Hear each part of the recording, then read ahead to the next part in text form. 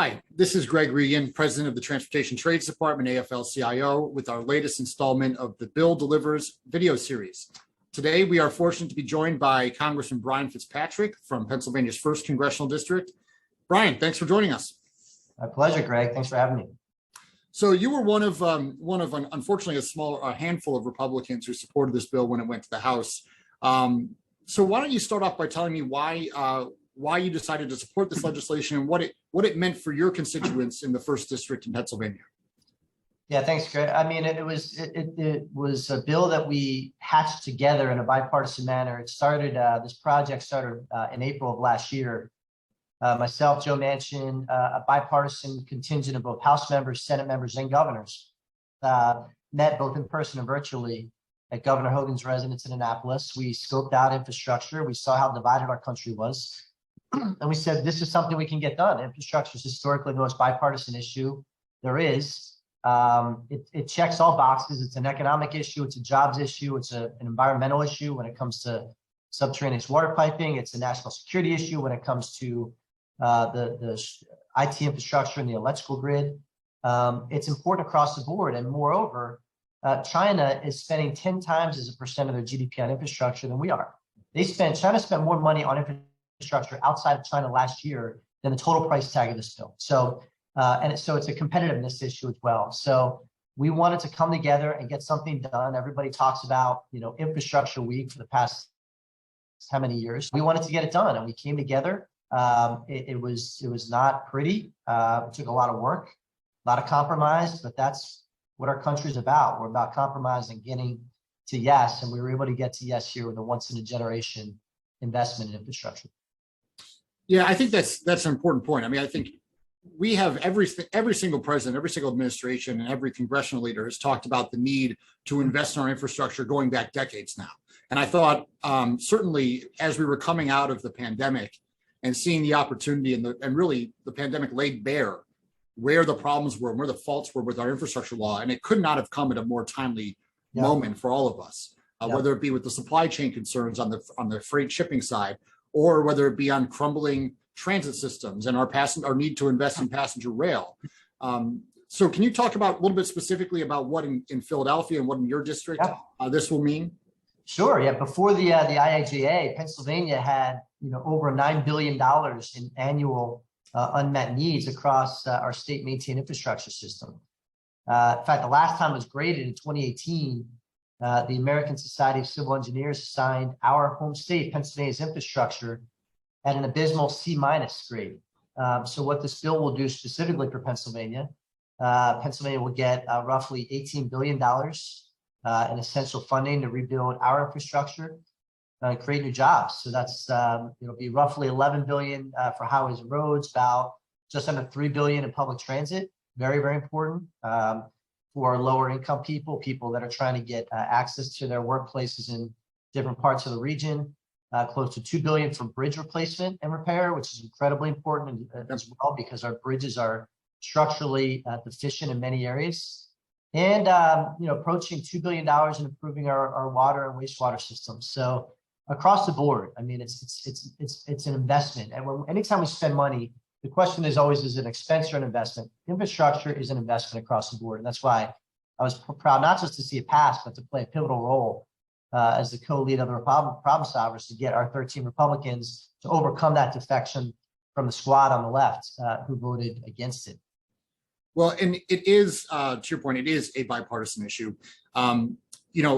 Looking at, one thing that you've always been a champion for in your time in Congress has been working people and organized labor. And we've always thanked you for that. You've been a tremendous supporter of ours.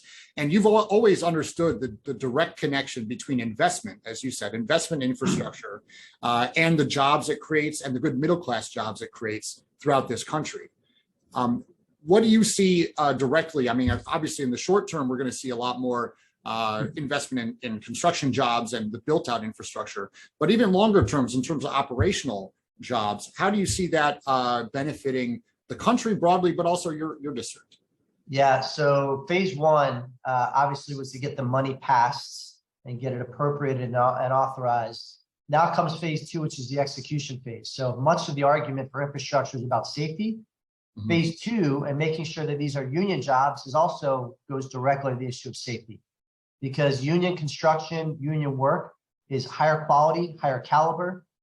It's built for the long term, and it's consistent with the original goal of passing this bill. So that's why phase two is going to be making sure that these go through federal accounts, that Davis-Bacon, prevailing wage, all the labor protections apply. And moreover, I mentioned some of the other things that Pennsylvania is going to be getting, Greg. SEPTA and Amtrak maintenance backlogs are going to be resolved, which is a huge issue.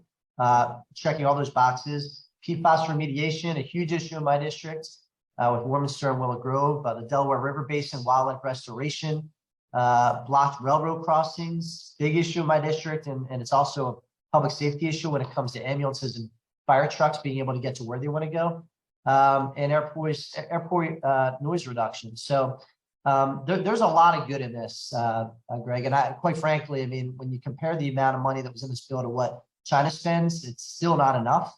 Yeah. But I feel like we've broken the dam on now. The money's going to start flowing and people will see it. And if you have some hypocritical people that are going to go out there trying to take credit for these projects that they voted against, maybe that'll incentivize them next time to actually vote for projects in their district. Yeah, once the money really starts flowing and people start seeing the impact it's making in their communities, I think it's going to change a lot of minds, and people will understand the value that we bring to the country with these types of investments. Going back to what you said earlier about there is no, I couldn't have said it any better in terms of the value that union work brings and the expertise and the professionalism that it's delivered there. And I look forward to seeing the middle class grow and seeing more of these jobs in every community around the country as we start to see this money move out.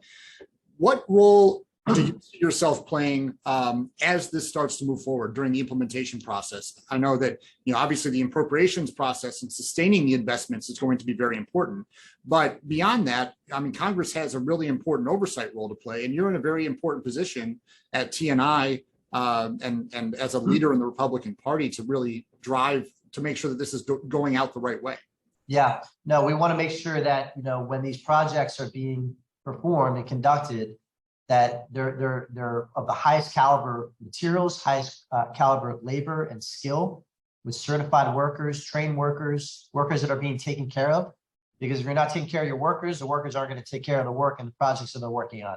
This is all common sense.